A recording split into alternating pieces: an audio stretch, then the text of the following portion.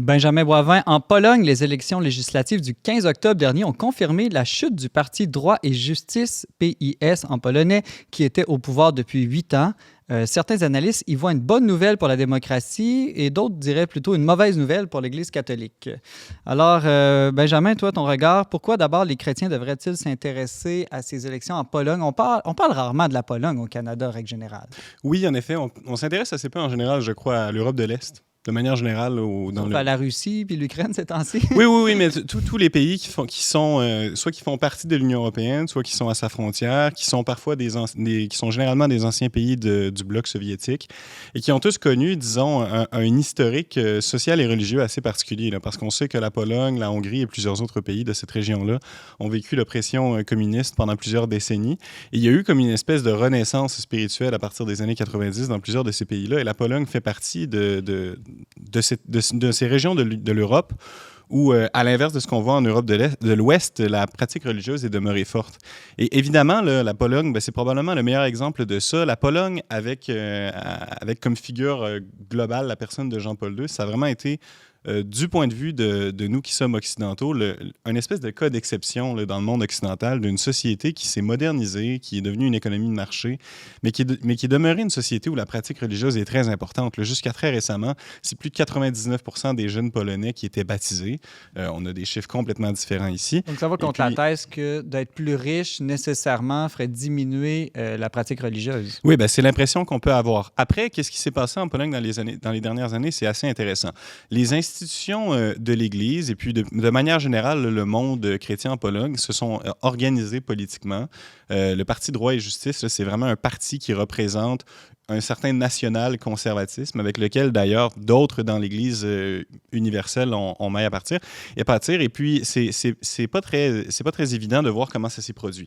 Parce que le Parti Droit et Justice, un peu comme le Parti Fidesz en Hongrie, c'est un parti qui représente vraiment une perspective nationaliste, une perspective assez hostile au flux migratoire, à l'accueil de réfugiés, sauf exception. Là, le contexte de l'Ukraine est vraiment une exception à ça. La Pologne a accueilli énormément de réfugiés. Et puis, c'est un parti qui fait également la promotion de politiques sociales assez conservatrices. Et puis, c'est peut-être là, en fait, que le lien se fait avec l'Église.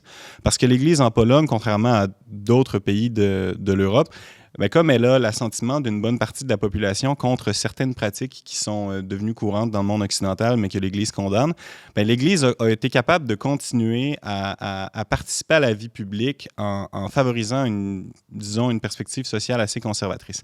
Mais dans les dernières années, le visage démographique de la Pologne a beaucoup évolué. La pratique religieuse a quand même baissé. On dit que les jeunes, il y a une chute drastique de la pratique chez les jeunes en Pologne. Oui, exactement.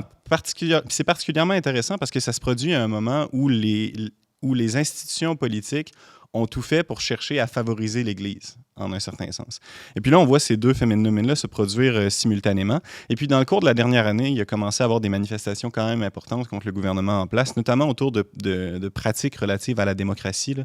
Il y a eu une tentative de mettre en place un projet de loi qui aurait eu pour effet d'exclure certains candidats du processus électoral selon leur... disons, à partir du fait que certains d'entre eux auraient eu des politiques ou fait la promotion de politiques favorables à la Russie. Parce qu'on sait qu'en Pologne, qui est un pays très proche de la Russie, qui a une histoire conflictuelle avec ce pays-là, il y a eu une énorme crainte à l'égard de la Russie, surtout depuis l'invasion en Ukraine. Et puis ça, ce projet-là a été très mal reçu dans la société civile polonaise. Il a suscité d'énormes mobilisations là, dans les derniers mois. Et ça semble être un des éléments les plus importants dans la chute du parti, qui demeure, il faut quand même le dire, là, on parle d'une chute, mais le Parti Droit et Justice est arrivé premier dans les élections. C'est simplement que les différentes oppositions sont toutes unies dans leur désir de voir ce parti-là quitter le pouvoir et sont disposées à faire une coalition, se mettre ensemble pour les mettre de côté. Est-ce que c'est une bonne ou une mauvaise nouvelle pour les catholiques, cette alternance des pouvoirs? De manière générale, l'Église catholique est capable de composer avec une diversité de systèmes politiques et qu'il y a de l'alternance entre différents partis politiques. Il n'y a pas de problème à ça. Évidemment, pour l'Église institution en Pologne, la présence du Parti Droit et Justice au pouvoir avait plusieurs avantages. Là, il y avait un canal de communication quand même assez fort. Et puis maintenant... c'est une lame à deux tranchants, excuse-moi, Benjamin. Oui. On le voit maintenant, dès qu'il y a une opposition à un certain conservatisme, ça rejaillit ou ça a des conséquences jusque sur et dans l'Église.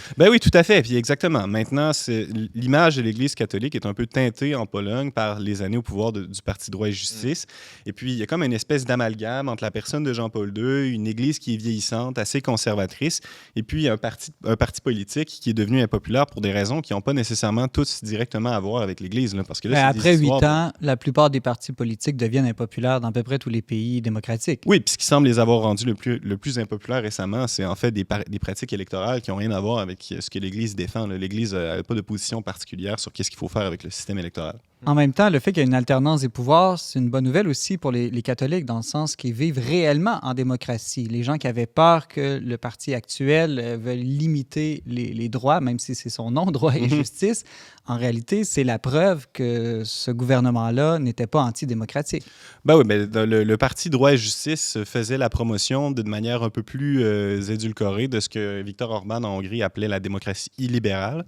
Que ce soit en Hongrie ou en Pologne, l'idée n'a jamais été d'abolir les institutions démocratiques, mais plutôt de les utiliser pour poursuivre des fins qui sont différentes de ce qu'on voit de manière habituelle dans les pays occidentaux, là, des politiques libérales basées sur une conception vraiment axée sur l'économie de marché, la liberté individuelle.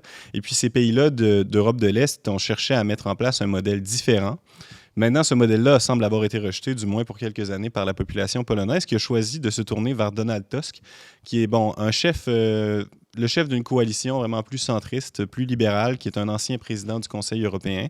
Et puis, on verra ce que ça donnera. Mais je pense que l'une des choses qu'on a beaucoup entendues dans les médias, c'est que Droit et Justice est le parti de l'Église catholique contre la démocratie. Et je pense qu'il y a quand même beaucoup de choses à détricoter là-dedans parce que ça m'apparaît être une interprétation de la réalité qui est un peu simpliste. Benjamin Boivin, responsable des publications au magazine Le Verbe, merci beaucoup. Ça fait plaisir.